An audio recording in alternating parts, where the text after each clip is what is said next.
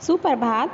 कक्षा 2 यह आपकी हिंदी प्रथम की पुस्तक है, हिंदी कनिका की पुस्तक है। आज हम इस पुस्तक में पाठ नंबर 8 जिसका नाम है पुरखों का ऋण पढ़ेंगे।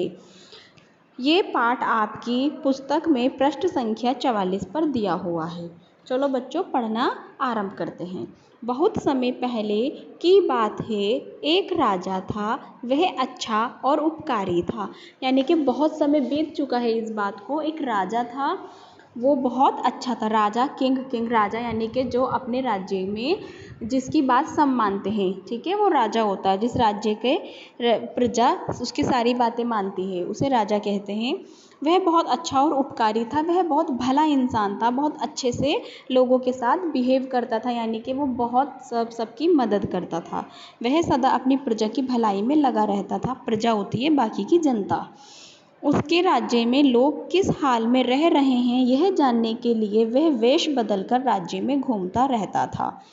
यानी कि उसके राज्य में जहाँ वो रहता है वहाँ पर रहने वाले लोग किस हाल में हैं यह जानने के लिए वो क्या करता था, अपना वेश बदल लेता था। यानी कि अपने राजा वाले वस्त्र उतार कर कोई भी और रूप धारण कर लेता था। अगर कोई गरीब या दुखी मिलता तो वह उसकी सहायता करता था और वह गरीबों की दुखियों की सहायता करता था।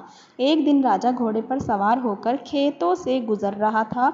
रास्ते में उसने देखा कि एक बहुत बूढ़ा आदमी खेत में आम के पौधे लगा रहा है। खेत के रास्ते से जब वो गुजर रहा था, रास्ते में उसने देखा एक इतना बूढ़ा व्यक्ति वो आम के पौधे लगा रहा है।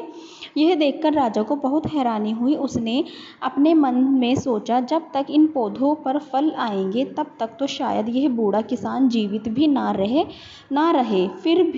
फिर यह पौधे क्यों लगा रहा है कि इसकी उम्र इतनी अधिक है। अगर ये व्यक्ति अभी तो जो पौधा लगा रहा है, अभी तो ये लगा रहा है, वो पौधा बड़ा होगा, फिर इसे फल देगा, इसे तो बहुत समय हो जाएगा और इतने समय तक तो ये व्यक्ति जीवित भी नहीं रहेगा शायद।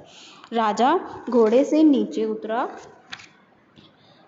और चलकर उस किसान के पास गया। किसान ने राजा का अभिवादन किया, यानी कि उसका स्वागत किया, उसको मान सम्मान दिया। राजा ने पूछा, बाबा आपकी उम्र कितनी है? किसान ने उत्तर दिया, 82 साल, यानी कि 82 ईयर्स का है वो। राजा ने फिर पूछा, यह आप क्या कर रहे हैं? किसान ने कहा, आम के पौधे लगा रहा हूँ। राजा ने कहा, ये पौधे कितने दिन में फल देने लगेंगे? किसान बोला, 10 साल में। तब राजा ने पूछा, फिर आप ये पौधे क्यों लगा रहे हैं? क्या आप इन पौधों के फल खाने के लिए जीवित रहोगे?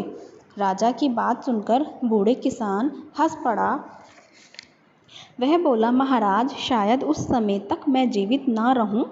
अभी तक मैं जिन पौधों के फल खा रहा था वो मेरे बाप दादा ने लगाए थे।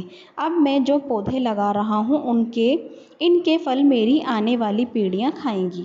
यही संसार का नियम है। इस तरह मैं अपने पुरखों का ऋण उतारूंगा। यानी कि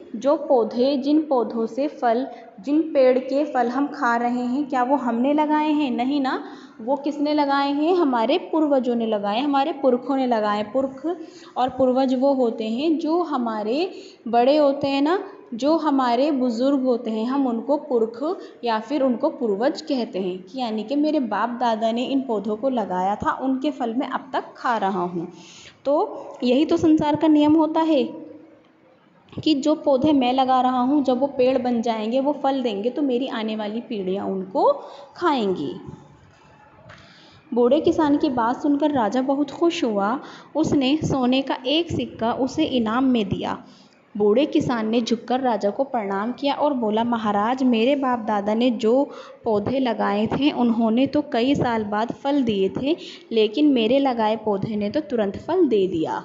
यानी कि उसने अच्छा कार्य किया। राजा उसके अच्छे काम करने से खुश होकर, उसकी बात राजा को अच्छी लगी और राजा ने उसको इनाम में एक सोने का सिक्का दिया। अब उस किसान ने कहा, मेरे को तो फल अभी से मिल गया है। यह सुनकर राजा हंस पड़ा और बोला, बाबा आप बहुत चतुर हो। फिर राजा अपने घोड़े पर बैठकर चल दिया।